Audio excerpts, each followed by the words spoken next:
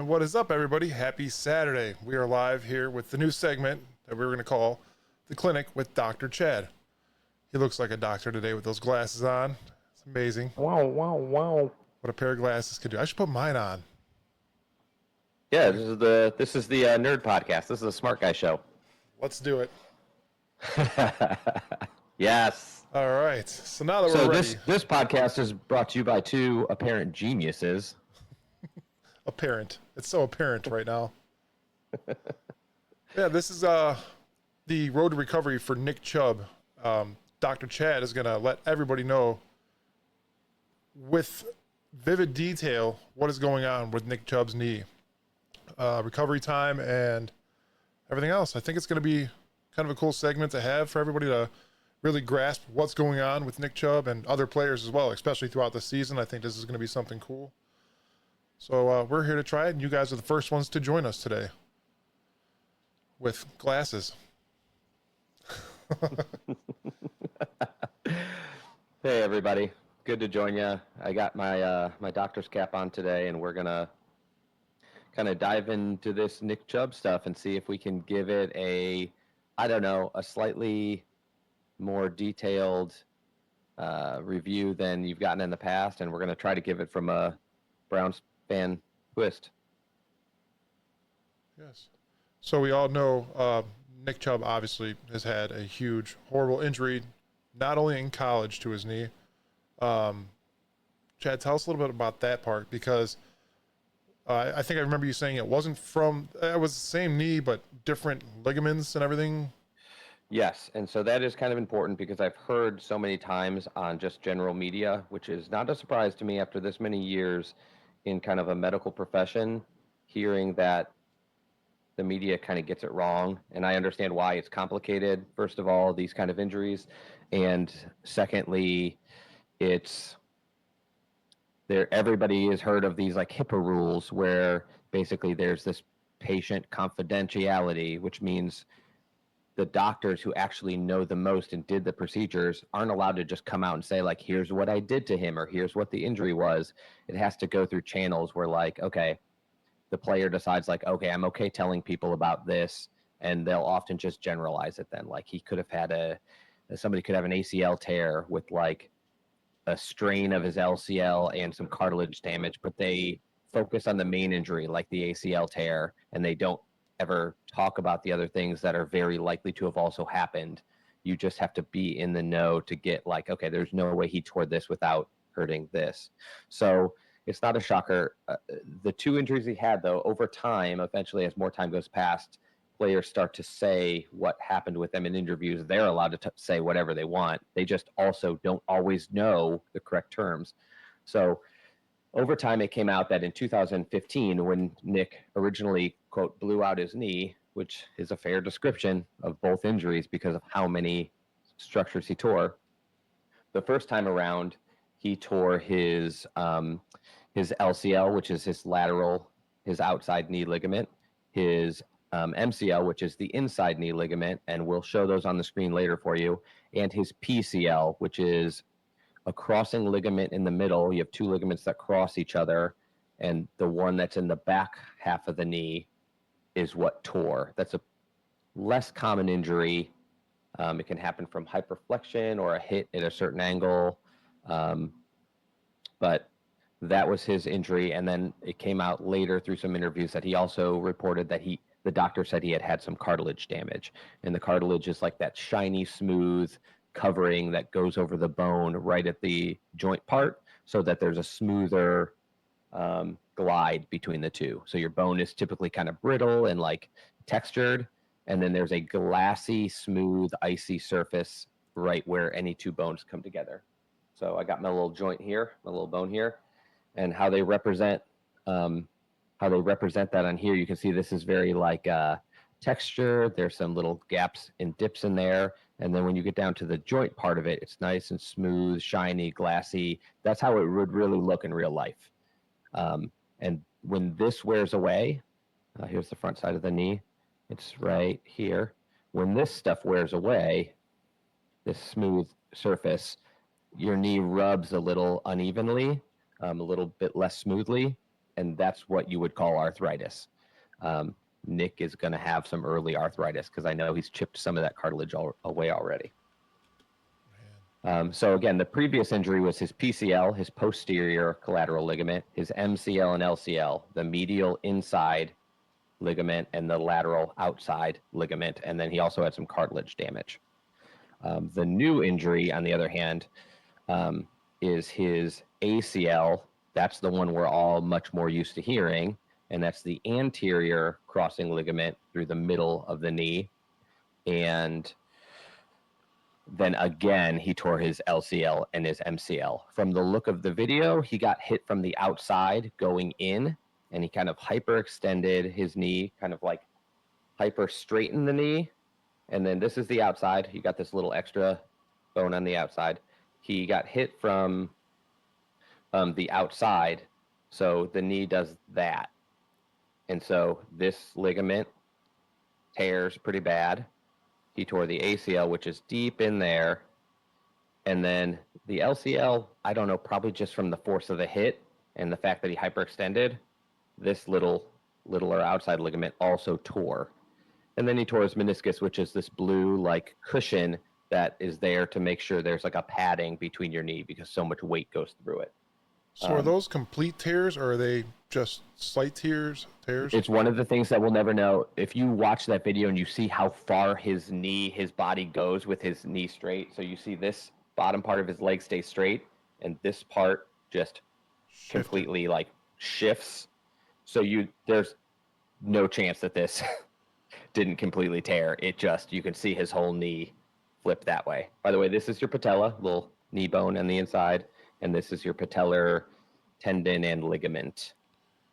But yeah, there's no way to know. That's stuff they don't release. There's grades to a tear. It's 1, 2, and 3. 1 means you stretched it. 2 means you stretched it and some of the fibers probably tore. And 3 means it separated completely. Either typically it can snap in the middle or most likely off the bone where the bone attachment is. I would venture to guess from the video and the stuff I've seen, he completely tore his MCL. He probably partially at least tore his LCL. Both of those have already been repaired once, so that's worrisome for the recovery this time. And then the ACL, I'm tempted to say he didn't totally tear because when they went in for the first surgery, they didn't do it. If everybody remembers back then, they didn't do that ACL reconstruction the first surgery. And the reasoning for that, I would assume, is because they looked at the MRIs, they could see that there was something going on incorrect with the ACL, but they couldn't tell if it was a full tear or what. So they looked at it when they were actually in there repairing the other things. And so that's why he didn't have a second surgery till I think like 6 weeks later, because they have to let the first one start to heal, the swelling go down, and then they can bring him back in the operating room, open him up, fully prepared to do the second procedure. That's also, to be honest, that's a big procedure. I could see why they wouldn't have wanted to do that all in one show. And what makes the most sense is to do the ACL separately because it's a totally different type of injury. I mean, he would have been in the operating room under anesthesia for hours, and you have probably the same surgeon trying to fatigue his way through this whole procedure. It's not awful for him, except for the timeline that he did the ACL separately. Chances are they went in there, they saw it, they're like, okay, we could see that it was abnormal on the MRI. It is partially torn to the effect that it's not going to heal, and it's too stretchy to hold the knee the way it has to. And so they were like, okay, in a few weeks we'll go back in and we'll correct that also. So those are essentially just giant thick rubber bands in there holding your bones and everything in place. Yeah, I wouldn't call them rubber bands because they don't give. They're more like straps, like seatbelts. Therefore, if you get a crash in your knee, they're like a tight strap that's supposed to keep you from going. The problem is if there's too much force, they can't hold. So they just snap or they rip out of their insertion. So they rip off the bone. They can either break in the middle or they can like rip out of the bone. If they rip out of the bone, then the doctor takes, and we'll show a picture of this later, a screw, puts that bone back in and screws it in place. and the bone heals to bone and it becomes normal again. If it tears in the ligament, they either have to fix it to the bone and then sew it to the other part of the ligament and let that all reconnect, or there's other procedures where they can take a small piece of another tendon and like reinforce it. We'll never probably know what his procedure is because they're not gonna release his surgical report. I would die to see it. I'd love to see it. But what I tell people a lot is everybody's seen these videos where like a tree branch breaks and people like push it back together and then they like duct tape it together or tie it off, and then a year later they pull that tape off and the tree has healed itself back together. Like our body is capable of doing that in most tissues. The only reason that doesn't happen on something like an ACL tear is because when it tears apart, it's not touching anymore, and so it won't heal. So it has to have two things to heal: blood flow to it, and it has to have a way to connect. So when things are still touching, like your MCL, a lot of times people tear that and they're like, that's non-surgical. It still could be torn like that, like it hears it together and then hears it like torn partially. Well, it's still connected here. So over time, the stuff just kind of swells itself tight together and then reseals. That's just how your body does it. But if there's no way to, you have to sometimes surgically get them touching again and overlapping and then sew them in place. I'm glad I'm here today learning all this because it's insane. We were actually talking about uploading the video before we went live today. And we're like, yeah, we don't want to see it. Nobody else wants to see it. It was a sad moment in Cleveland that day. Well, I rewatched it obviously just to see like the extent of like the movement and the direction of it. It's a hyperextension injury.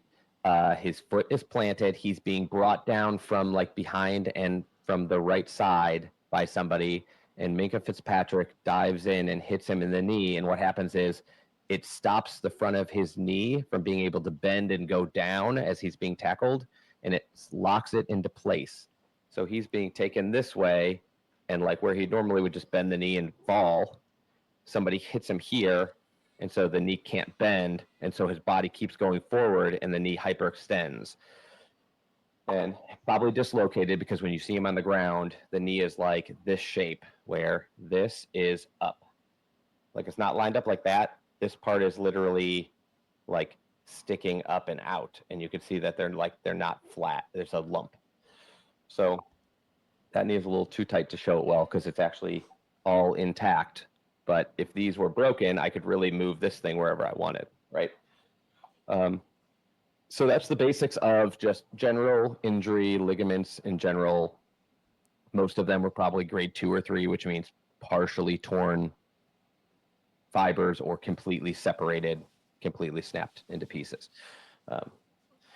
And so, yeah, then he gets into a pretty big surgery from that point on. By the way, Steelers fans, if anybody happens to be watching this live, like you're not going to love this, but the hit from Minkah Fitzpatrick.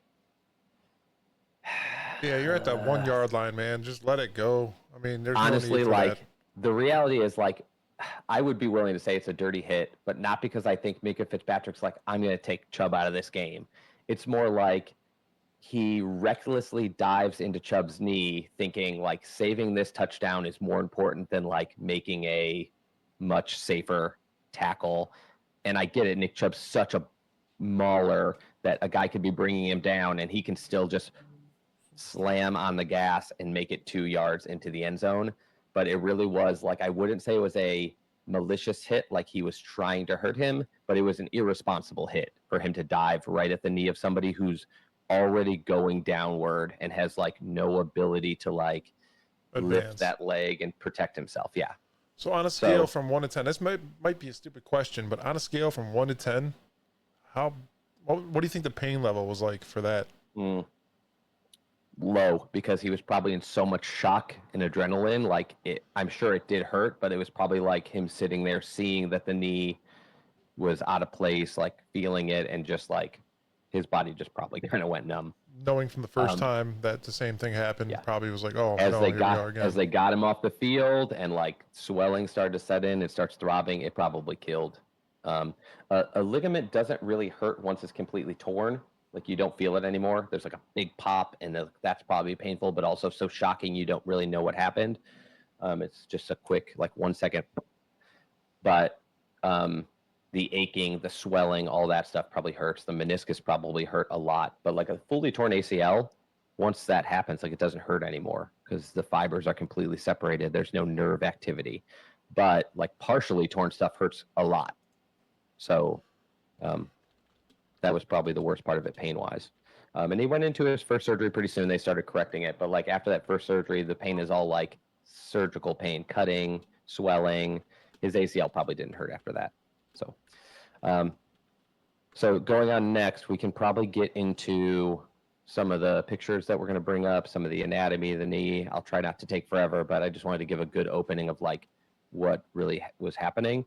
If anybody has any questions out there or want something specific, let me know. Mike, if there's anything I say that's like, I'm trying to be pretty Not casual doctory. about the terminology. Yeah, you learn when you talk to patients over so many years, like to tone it down. Like you can't use the medical terms because they don't know what it means, which by the way, like I described earlier, is the reason people have trouble even talking about their own injuries because they don't get the terminology. So they sometimes like misinterpret what the doctor told them.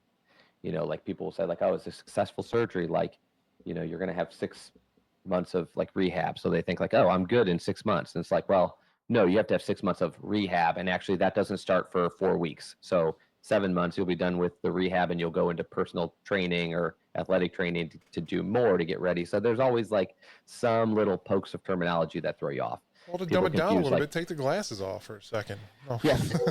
So ready? You could say is one like compound fracture. Bone is broken and poking through the skin. Yeah, those are rough. You know, grade 3 ligament sprain. Ripped the ligament in half. Like those are See, we got that. slightly different. Yeah. So, all right, let's does that sound like a good start? We want to go through like the slide by slide shots of it. Yeah, this is my time to shine. I just How are we get to doing on click how are we buttons while doing you on talk. time? 18 minutes, 18 and 30 in. Oh, long intro. I'm long-winded. Okay, let's roll it on. All right. ACL repair. Yep. There it is. Okay, so this is basically a quick anatomy of the knee.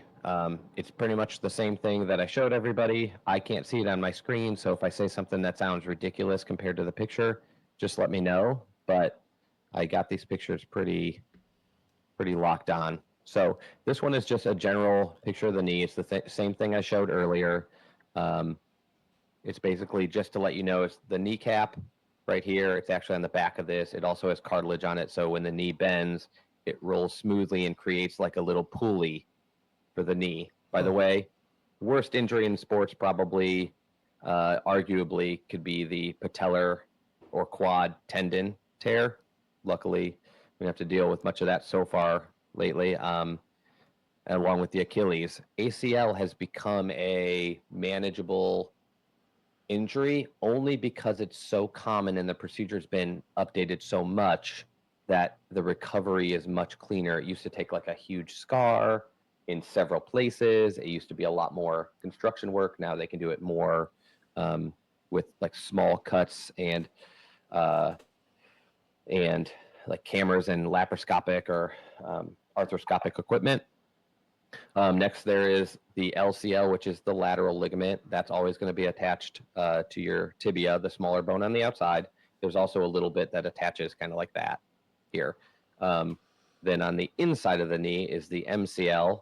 That's the bigger, much thicker tissue. So that's why a lot of times your MCL tears. Well, maybe they only tore like this much. And that's why they don't have surgery. And 5 weeks later, they make their way back to practice and they can play again.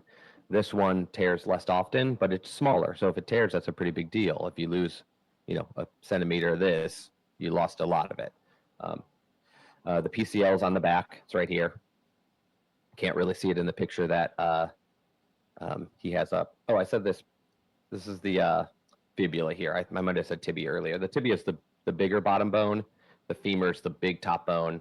and the fibula is the tiny little bone here. It's just like a bone that allows like a little more movement in the lower part of the leg so that your ankle and knee can rotate a bit. That's why we have a bone there essentially. And then deep under here is your meniscus. You can see that on the picture. And then in the picture, it's easier to see because this thing's in the way on the model here. But deep in there is where that ACL would be. And you can see it better on the picture. It goes from the inside of the knee up and backwards towards the outside of the knee. That's why they call it ACL, a cruciate ligament, because it's crossing the knee. It's supposed to protect your tibia, that lower bone, from shifting forward. It also protects you from bending too far towards like a V if you get hit from the outside. That was the hit, and that's why it probably tried to hold him and just couldn't. I mean, it can't hold the kind of force of a Minka Fitzpatrick's probably like 200 and something pounds. You can't stop a 215-pound safety shooting into it.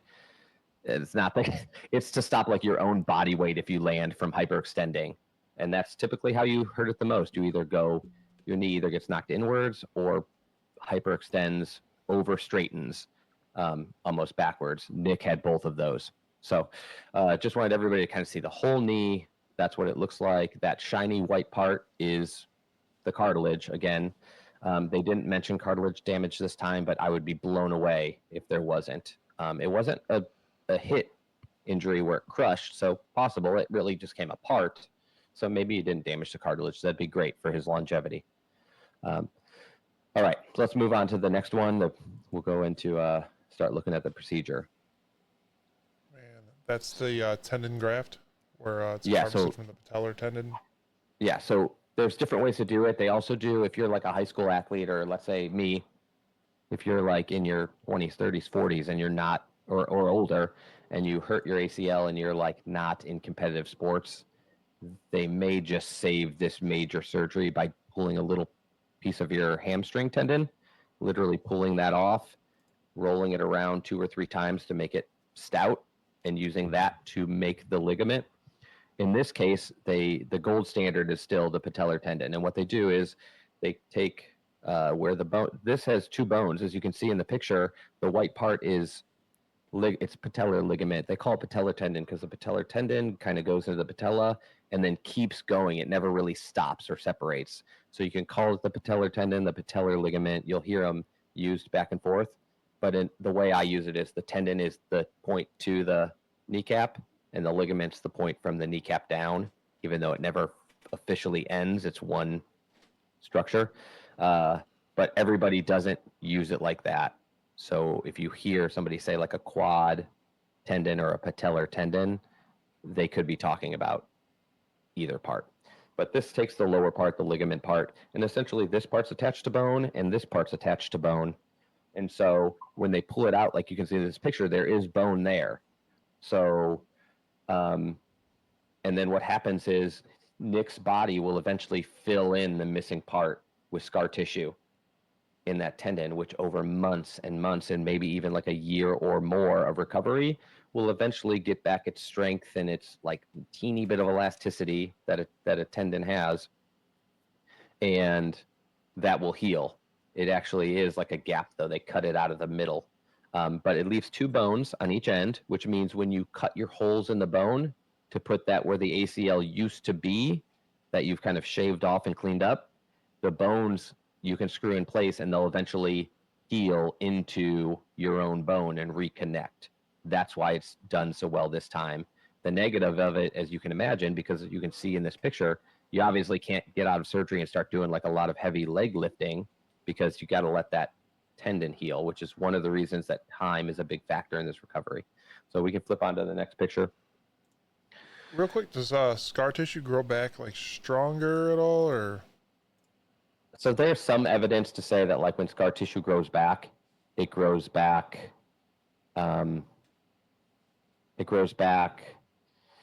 like just as strong eventually. And there's some, I mean, depending on how thick you make this tendon, you could make an argument that it could get be a stronger hold than the original, but it is usually aimed to be eventually as strong. And there are timetables, and there's been tests done to like this kind of tissue to see how much weight it can pull compared to a healthy ACL. A lot of times they do it on, it's the type of studies that we even do in PT school, but a lot of like surgeons who are also researchers have done this kind of research. I didn't really focus on this picture too much, too, but I see a drill going through a kneecap. Yeah, so that's exactly why I wanted this picture, so people understand like the type of procedure. So they're going to get him in surgery. So remember, at the point where they do the ACL, and we're going to go into all the injuries, but to start, I wanted to go, the ACL is the major injury of all these. The timetable is based on the ACL, his recovery is based on the ACL. The other stuff, even though it's been injured twice, is worrisome and complicating, but that is not the biggest surgery and recovery of everything. So yeah, the drill is in that bottom corner on the first picture there, and it's drilling at an angle from the front of the knee, slightly backwards, and slightly across to the outside of the knee, from the inside to the outside. And as you see the drill go like through, you see it would be going through exactly where the ACL is and up into the other part. And so that way you make like a diagonal hole on both bones going upward. And what you do is that patellar tendon graft from the last picture, they're going to put threads on that, and they're literally going to attach it to a tiny little probe and pull it straight through that hole. And you can see in the second picture there, the two little threads coming out of the top. Once you get those threads through, you can line it up where you want it, and then you poke a screw through each side so that the bone is screwed into the bone, and then it just stays. And over the course of 6 weeks, it like kind of breaks down, and then blood vessels get built into it, and it starts to rebuild after that. So it's like weakest between like 6 weeks, and research shows like 2 to 3 months. It varies, but somewhere between like 6 weeks to either 2, 8 weeks or 12 weeks, it's very weak because it's kind of broken down, revascularizing, refilling with blood vessels so it can rebuild itself. Okay, so then on the next picture, you can see that it's basically just putting those first two pictures together. And by the way, some of these pictures are labeled. I just nabbed them off Google. These aren't mine. A lot of them are from like Mayo Clinic or an ortho site, or the Cleveland Clinic. I got some of them off of too. Yeah, these do not belong to us. Thank you, Google. Yeah, I think we have to say that. Most of them I have. don't know. Most of them do have like where they're from, and they're open source off Google. But most of them say like where they're from, Healthline. Thank you, Healthwise Incorporated.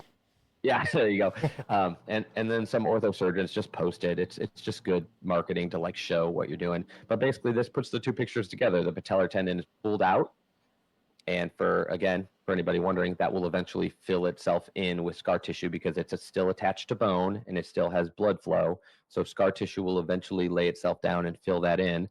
And then the next picture, you can see it's in diagonally on the right side there, and there's two small screws holding it in place in the same exact length to like the millimeter and direction of where the ACL used to be. And then again, in the next picture, it's still the same thing.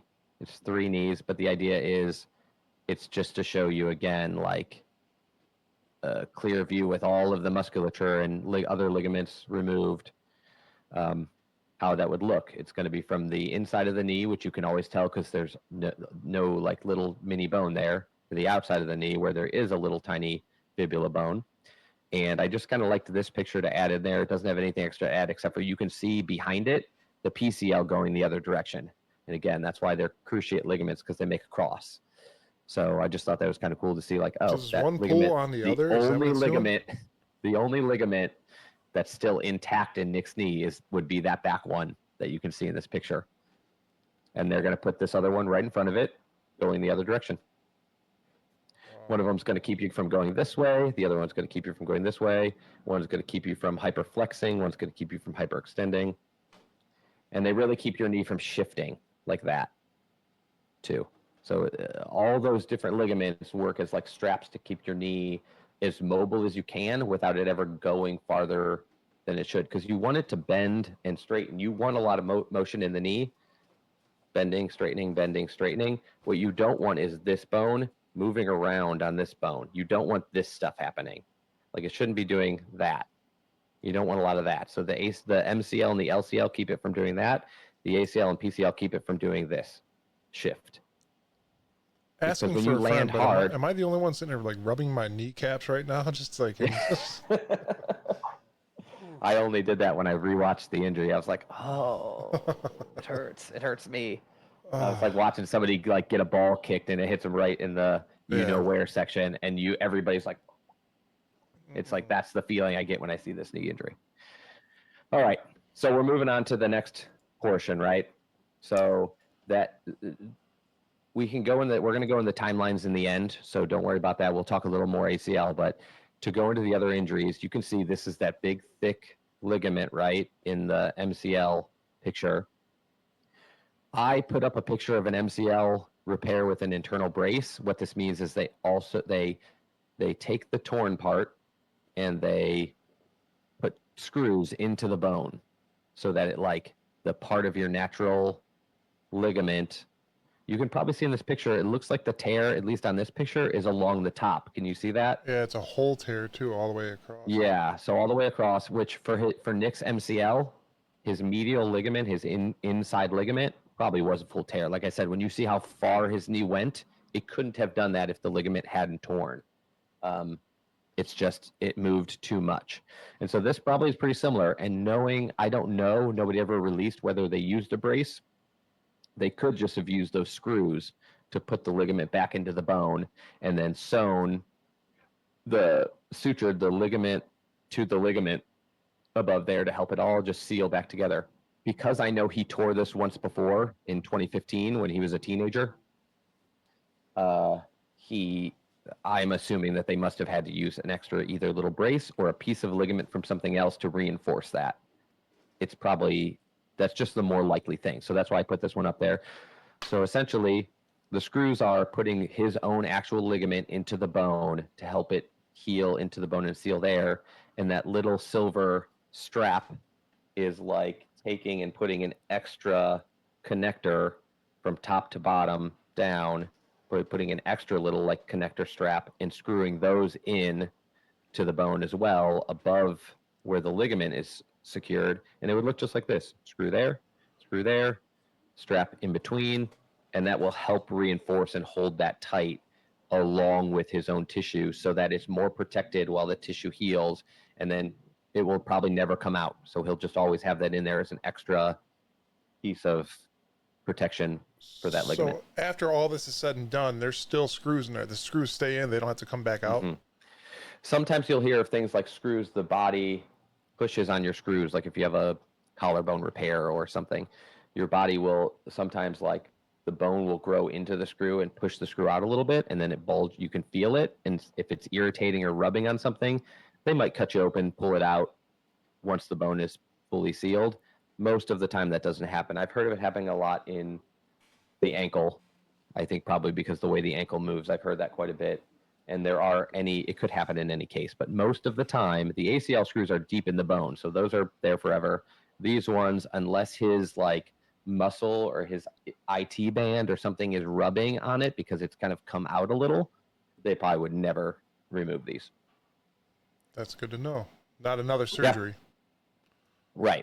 Right. And again, he's only got, come on guys, he's what, 28 years old or something. There's only so many Adrian Petersons and Derrick Henrys. The goal is to help him last a few more years of his career. And after that, he can just deal with any kind of like arthritis or pain or like little inflammation.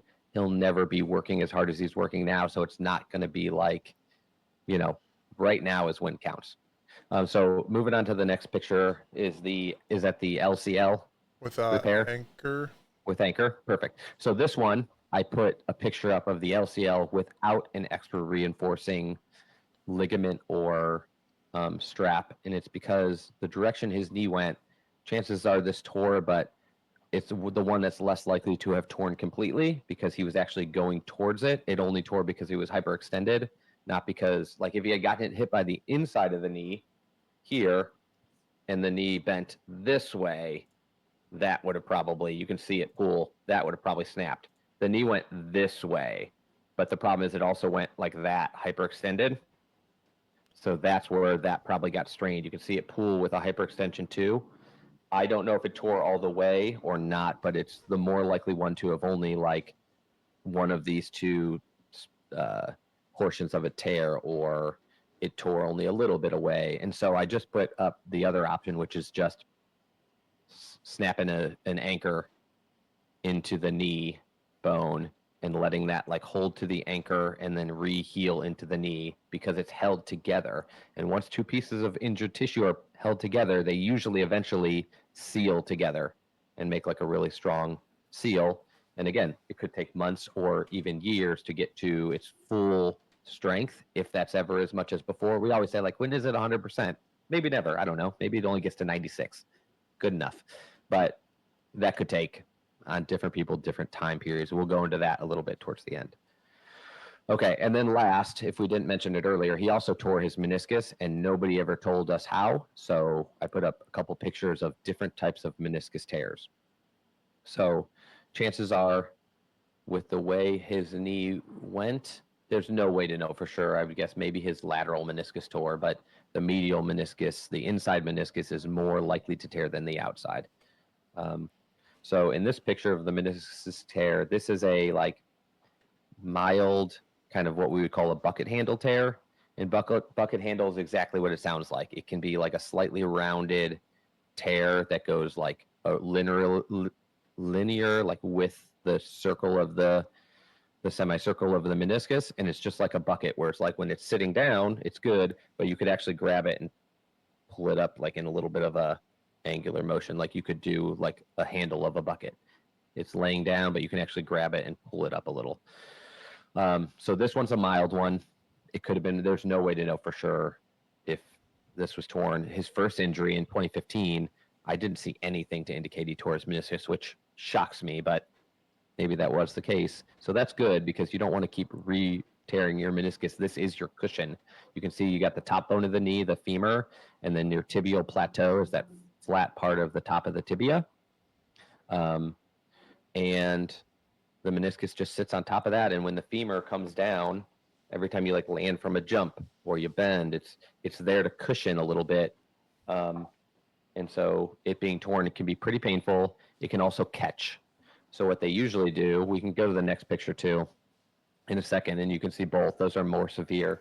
But what they'll usually do is they'll literally just take sutures and sew that back together so it's connected and touching, and then they'll just let it eventually seal together. So on that last picture of the meniscus, it shows two types of tears. One is a more like vertical tear into the lateral meniscus, and the other one is another bucket handle tear, and that's over at the medial meniscus side. You can also see right there the ACL is the pink structure in the middle going up from the bottom to the top, and in the picture that we're looking down on, the top picture that we're like looking down into the knee as if there was no top bone, that is the ACL, is that front, the bottom sitting in the front ligament that they just cut off to show like this picture. Wow.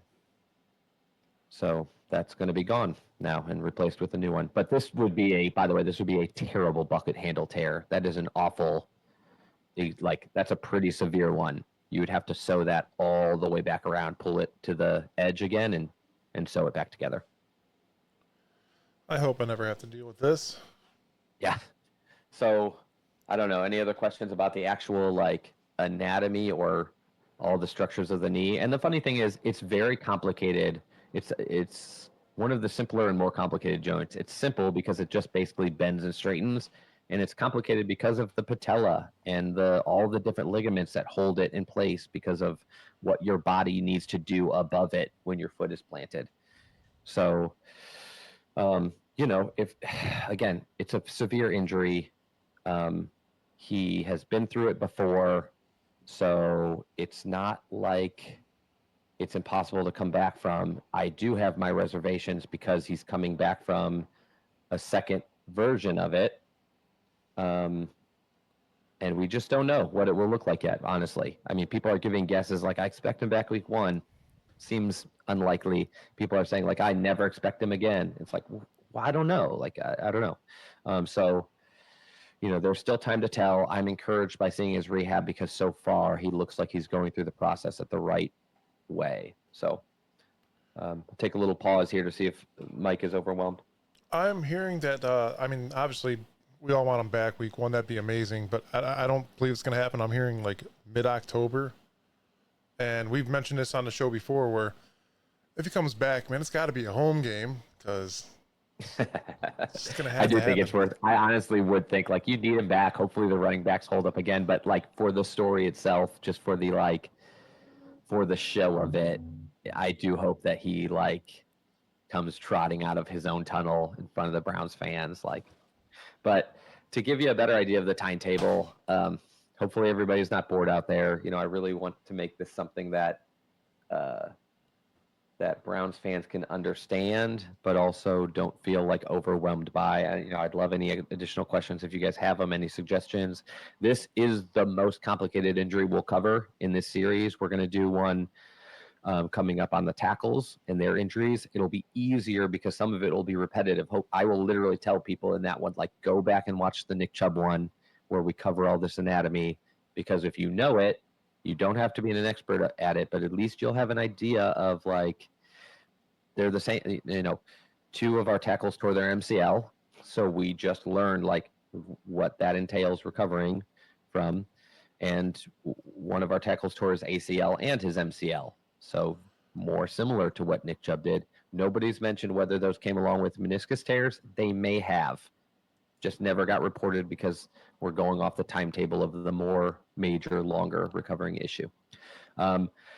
So when it comes to timetable, there's 2 things that come into it. One, there is a time healing factor for this type of recovery because it does take the graft, the patellar tendon that we turned into a ACL, and the other ligaments.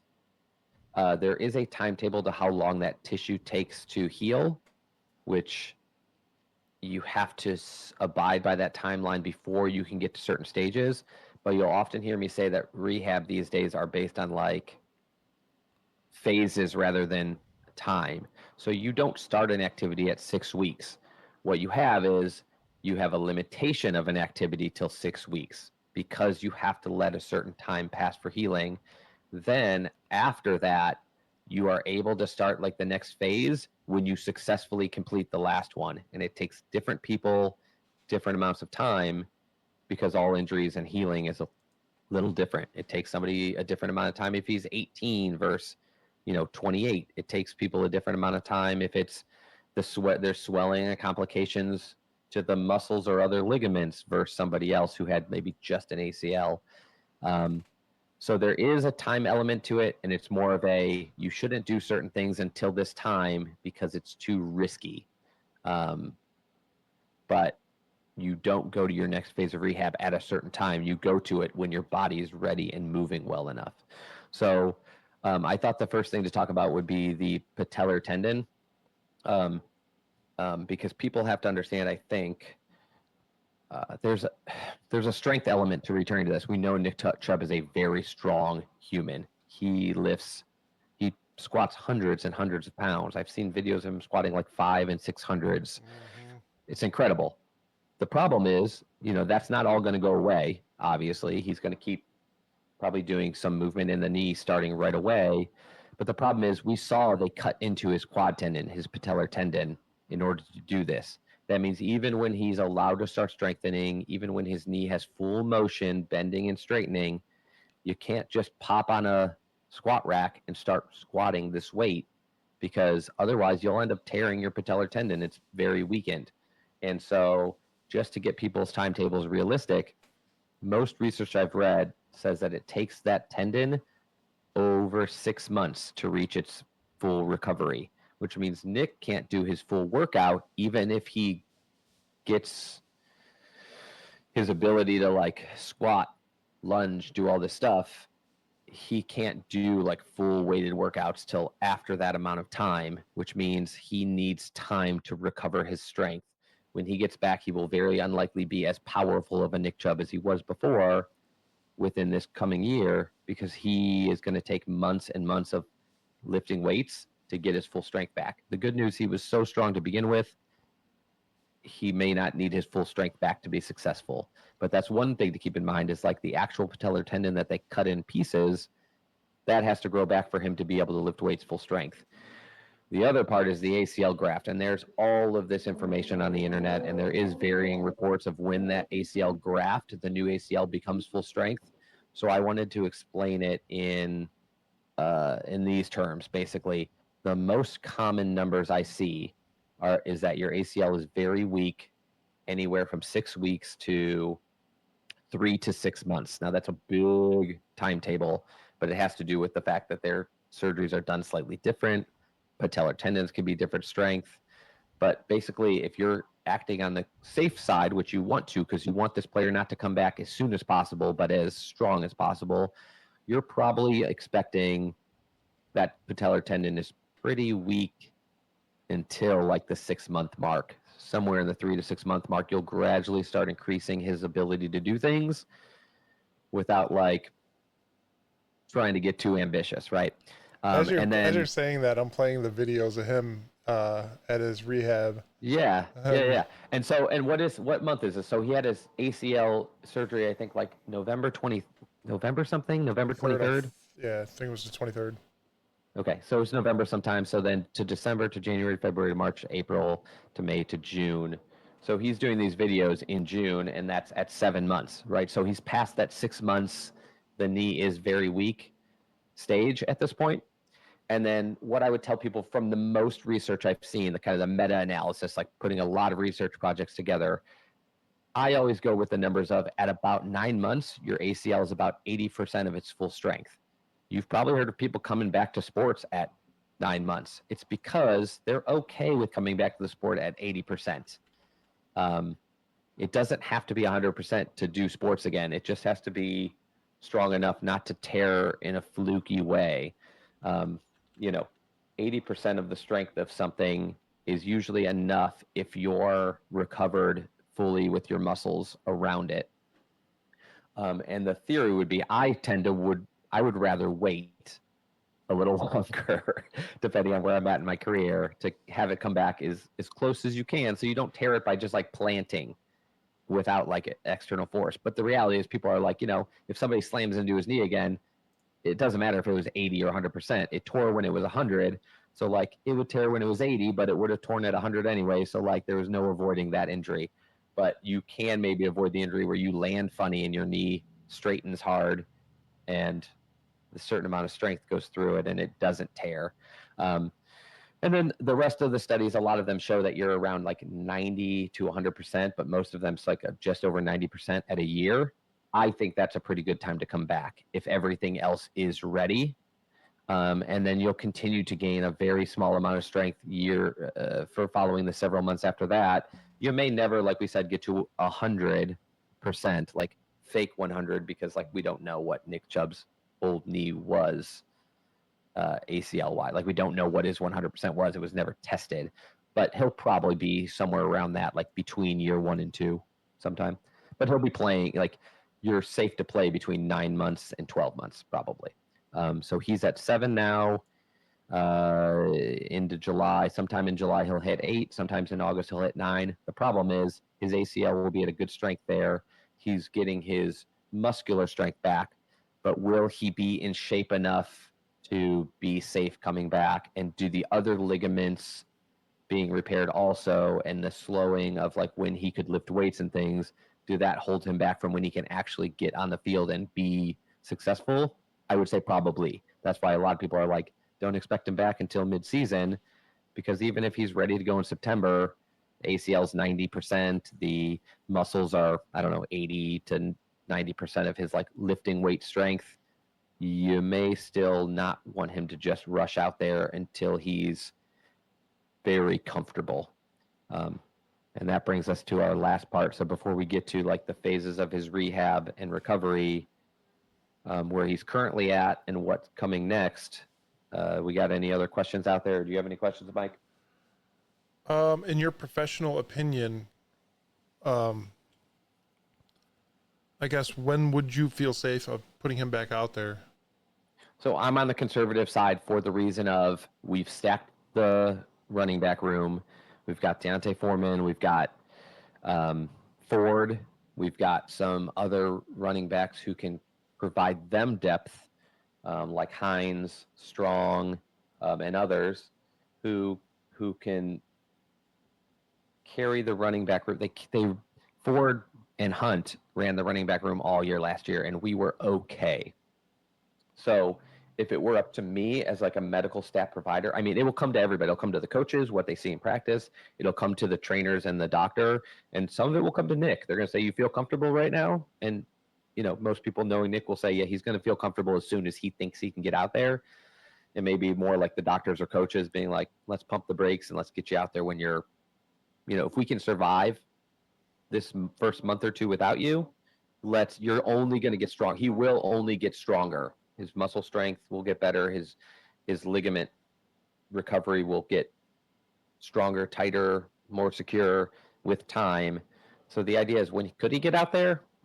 Sooner, but I would say, given the way they set up the running back room, and given the fact that this injury was so severe that some players may never come back from this, a second like big knee blowout, that being conservative and having him as healthy as you can have him when you really need him is more important than getting him out there early and risking, like, he's not going to come back cleanly. He's going to be icing after every practice.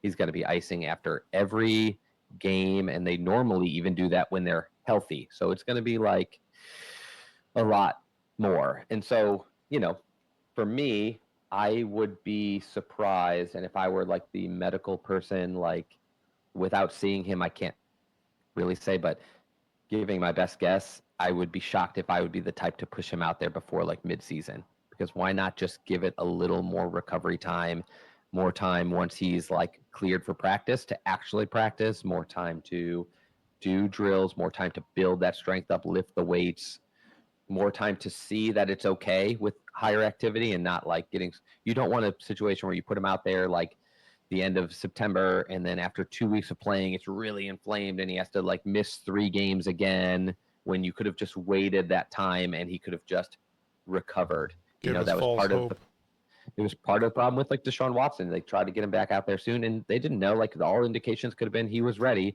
He went out there for that India game. He obviously couldn't play. He played a series or two. The shoulder wasn't working and got even more inflamed, and then they had to sit him for several weeks again after that before he could come back. With Baker. Yeah, before he could come back and play. The tough thing with Baker is they put him out there when he was still injured, and it was partially his call, and the shoulder was too loose, and he actually re-dislocated it and hurt it worse because it wasn't stable or strong enough to protect him. And so, like, you don't want that to happen where he's like, where Nick, maybe his strength is back and his mind is right. He wants to get out there, but you're watching him move and you're like, I've seen how Nick Chubb moves and this isn't it. Let's hold off. So I think fans, like, I wouldn't count anything out. There's no way to really know. Could he play week 1 timetable wise? Ask me if I think he'll play week 1. Yeah, I've heard from you. Ask me. Yeah. Do you think he'll play? No. Yeah. I've seen all over the internet, like, oh, my bold prediction is Nick Chubb will be back week 1. And I, in my mind, I'm like, why would you want that? Do we think we need Nick Chubb with the way we built this team so bad he wants to be out there for week 1? If he is and he looks good, hallelujah, of course, right? But I'm just the type to say, like, that would surprise me. And also, if we can win a couple games without him, win as many as you can. He's not the quarterback. Like, nothing will change with the scheme once he gets in there, except for he's better than all the other running backs in the league. So breaks tackles. Yeah, you sent me that video yesterday of him and his highlights from 2018 on, and dude, I could watch that over and over. I think we should link that when we post this, like, fully. I think we should link that because it's fun to just go back and watch Nick Chubb run. It's like an hour of just Nick Chubb highlights. They just breaking runs everywhere. And honestly, McCaffrey fans will have a problem with that because they're like, he's a very dynamic back that does more than Nick Chubb does. But from a pure running standpoint, Nick's the best, other than maybe Derrick Henry, who I think if you lined up through their career run for run and you ran like a Nick Chubb centered offense, I think he would have looked just like Derrick Henry. They always lead the league in broken tackles, the two of them per carry. They always lead the league in yards after contact. They always lead the leagues in like big play yardage. Those two like really, really intertwine. The difference is Nick has a bigger injury history, and strangely, Derrick Henry came out of the gates a little slow and came on like in this, I think, third year, which is kind of a surprise for running back. And Nick kind of the second he got on the field was like, whoa. But Derrick's had the little bit more longevity, but they're both the next best thing since like Adrian Peterson. They're just incredible, pure runners.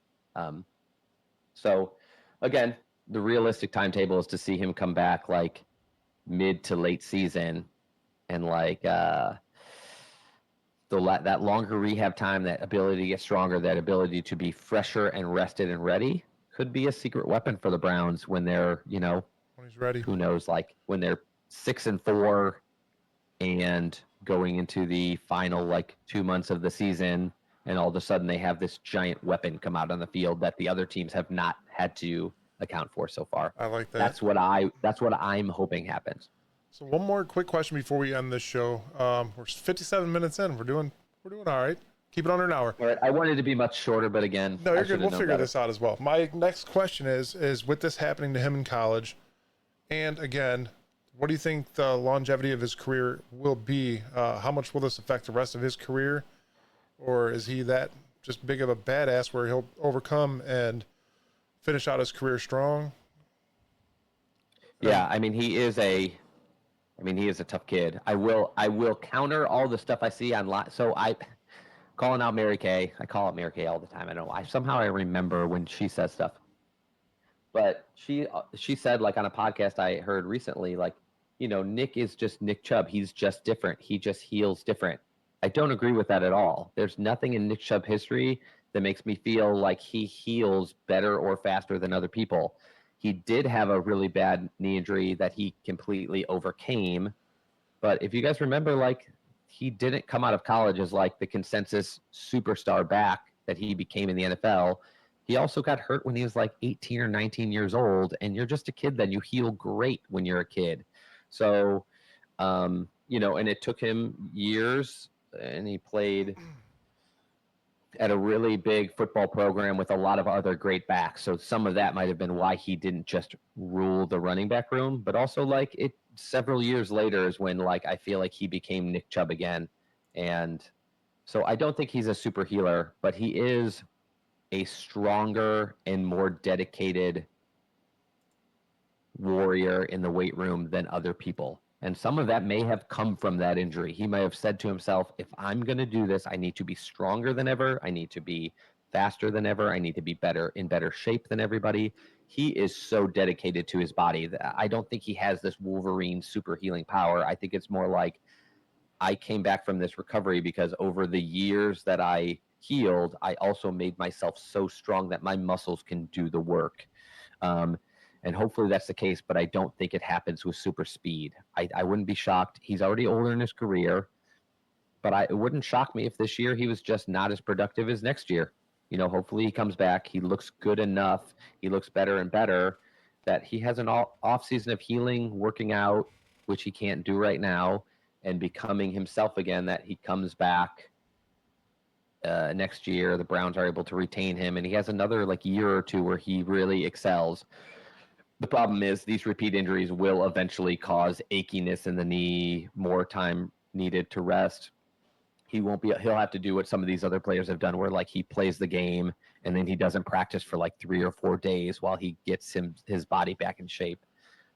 That Jerome Bettis style, like I'm so beat up and I'm such a mauler on Sundays that like I can't really move again until Thursday. And players do that. And after a year or two of that, a lot of them are like, I could probably still play the game when I'm done. So my short answer to that long answer was this will shorten his career. We just don't know how long of his career he would have had. Was he going to be, Derrick Henry? Was he going to be Adrian Peterson? Was he going to be Emmitt Smith? Like, who knows what he could have done if he didn't have either of these injuries. But because he has both, you could never convince me in like an alternate universe where he didn't have those injuries, he wouldn't play better and longer. But he, there's no reason to believe he can't come back from this and have another year or two of like strong production for the Browns. That just goes to say all great things come to an end. Yeah, eventually. And Browns fans should have been ready for that. Running backs dip off most of the time at around 30, 29 to 30 anyway. Nick is kind of a superstar, so maybe he lasts a little longer. But don't let Derrick Henry fool everyone into thinking that's what it's supposed to look like for everybody. Like we just watched Julio Jones fall off a cliff. He was one of the most physically gifted, athletic, incredibly like overpowering receivers. And at some point it just stops. But I am hopeful. It's no reason not to be hopeful that he can't come back and give us something this year. And then, I would never count out the fact he could have another at least year or two in him, depending on how things go. So don't let anybody tell you he's coming back week 1. Also, don't let anybody tell you like he has no chance. And then I guess we're coming to a close. All I would say was you were playing those videos. A lot of people have talked about them. From my perspective, I'll just let you know there are a lot of phases. First, you're trying to get your range of motion back and you're swelling down. Then you're trying to like start muscle activity and strengthening. Then you're trying to like run in a straight line over ground. Then you're trying to do these hops where you can like climb up a box and jump off it and land safely and correctly. Then you're doing your own hops where you launch yourself up and land. This stage, he's doing lateral hops and lateral footwork. So that's pretty late stage in the rehab, and it's a pretty impactful stage because I tell people like when they saw him running, people saw him running and were commenting like he's back. You can run without an ACL. My ACL was torn. I have a partially torn ACL in one of my knees. I run all the time. Like you just don't need your ACL for straight line running.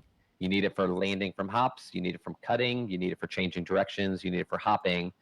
So to me, seeing him hop is the much bigger deal than seeing him run.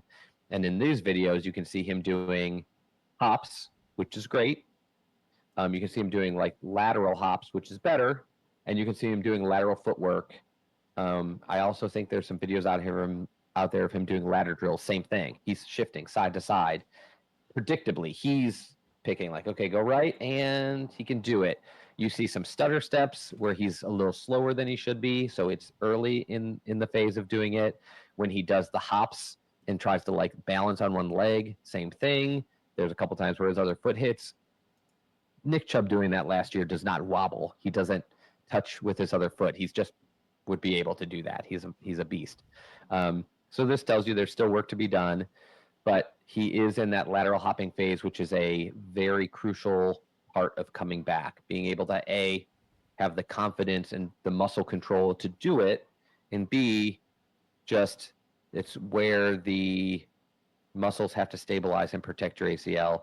The next phases he's going to have that you'll probably see over July, he's probably going to be working on predictable lateral cuts. And that's where he's running and somebody's going to go, we're going to go left. And he's going to run, stutter step, left. Run, stutter step, left. Run, stutter step, right. Run, stutter step, right. The next phase from that, which we might see in August, is more like untimed stuff where he's going to be running at somebody and the coach might just go this way. And then he just, without, as fast as he can, without like knowing what was coming, he's going to have to cut. And that's when you start that unpredictable cutting, is where like your body can like get tripped up a little and you have to have really stable ligaments to do that without buckling or pain. And again, until he masters the stuff he's doing now, they probably won't let him start that stuff. It's not on a timetable. It's on from this point on, it's on a milestone table.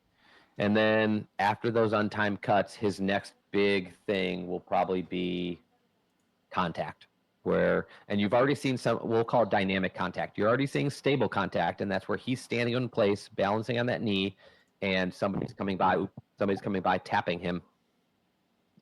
And he has to hold steady while unpredictably somebody moves him, and he's got to stabilize that knee. Later, it'll be more like you're running, and I'm going to hit you with a bag, and you have to keep that knee stable with your muscles and not go off track when you didn't know how hard I was going to hit you, which side I was going to hit you on. And so that will be the last thing. After that is when he is able to probably return to like practice, which will ease him into like non-contact drills, contact drill. Like after that's when he'll return to real practice. And from that point on is when he can start to become himself. So let's say those happen over the next, we don't know. Maybe he's already, those videos came out a couple of weeks ago. Maybe he's already doing lateral cuts where he's running full speed and somebody's like, go right. And he just runs 10 yards, goes right, runs 10 yards, goes right. And then in August or maybe even sometime in July, he might be doing those untimed, unpredictable cuts where he doesn't know which way he's going to go. And you know how the Browns are. They like to hide stuff from us. So they will. And right now, nobody's together, so we can't see. He's just working with trainers and other athletic coaches. So we don't know what he's doing yet. We'll find out in training camp. We probably will see what he's doing a little bit. But somewhere along the line, he'll get those next 3 steps of predictable cuts, untimed, unpredictable cuts, and contact. And from that point on is when he's going to be where it's going to be just up to, it's just going to be up to like time in the world to see what he's doing next. This is crazy. My whole house smelled like garlic because my wife's making veggie pizzas for this party we're going to later. And now it just smells Just like funny pine because it's salt. still 11 something a.m. out here. So I'm like, Oh yeah, it's 2:30 here. So yeah, I'm still sipping coffee. see, I wish I moved on to something a little bit. Yeah, a little stronger. I'm jealous, actually. No, you're not. Don't be. I'm. What is that called? Hair of the dog. When you move. Yeah. When you move on, because you had a rough night before. So sorry for the length of the podcast. I wanted to do like a half an hour or so, but man, I struggle with the time. And this is the first one, and this is the one I think the most people are waiting for, because I think by the time training camp starts, we'll get into it with the tackles. But I think if they're all on track, they should all be in camp and ready. If Deshaun Watson is on track, he'll be in camp and ready. If our safeties are on track, they'll already be in camp and ready. I wanted to start with this one because Nick Chubb is the only one who's going to start camp and probably not be ready. So, and people will have questions then. If you watch this podcast, you'll know more than the typical Browns fan, and you'll know more than the typical like big media, because again, this is not typically reported very well. The FBI is going to be knocking on Chad's door trying to arrest him because we're giving out way too much info. Mm-hmm. These are the secrets, guys. Keep up with us, and we'll make you the most knowledgeable fan base out there. Not only that, we're gonna do injuries. this a lot during the season as well. If injuries occur, Chad will be here to let us know what's going on. Yeah, and they won't be like this. We'll make them like a small 10-minute pod. This is just the time where there's nothing going on, and so we all talked as a group, and we're like, well, there's not that much going on, and everybody else is doing their podcast. We're like, let's just make stuff up and do bold predictions and stuff that I think is a little less meaningful. Like, let's, where do we think the Browns how many wins will they have? Like, who knows? I don't know. But this is something that we can really actually talk about that most podcasts can't, because most of them don't have a doctor of physical therapy involved with the pod.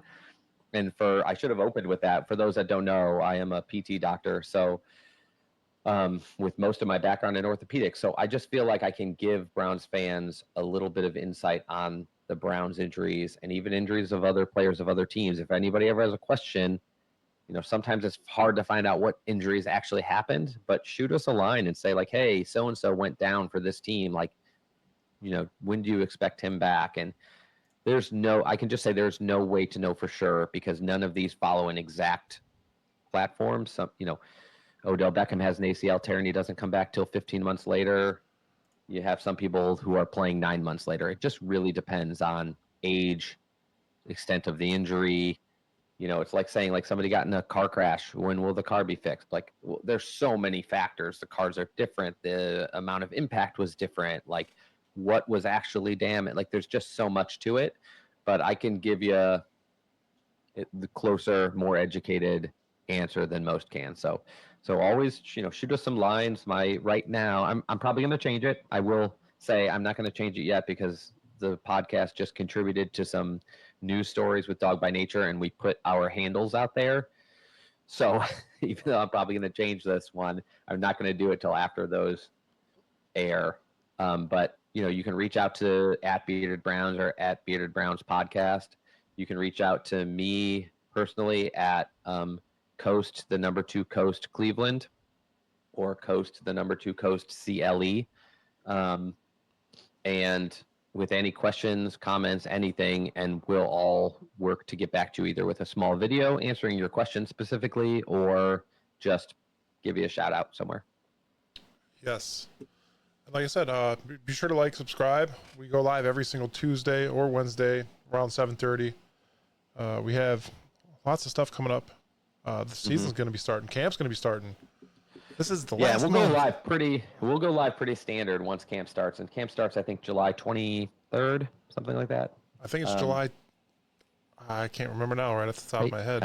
I know they meet up at the facility in Berea one day before they leave for the Greenbrier to get everybody there. Then they're all going to travel together.